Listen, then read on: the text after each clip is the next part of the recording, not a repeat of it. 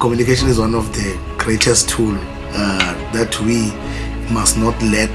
Ancient people used to communicate telepathically, meaning they used to communicate based on emotions, expressions, how they felt. One, two, they tell you that the first language was the Ka language, which is the spirit language. Spirit language is what Credo is teaching us, that to speak by expression. So then we communicate with the spiritual world through dreams. They don't need to find what we have been told on the dreams. It's something which is true, and it's something that will manifest. We have got the communication of the hand, palm. That's why when we were born as a fumbet, we call it like that in Swati, we call Hile, so both hands.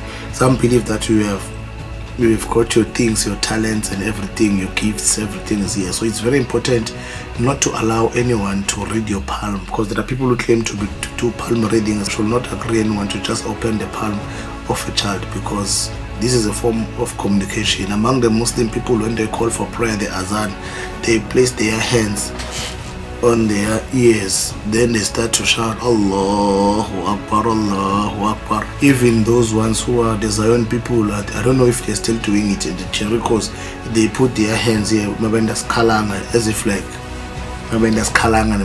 today when I'm holding my phone here talking to you, I'm holding my phone like this.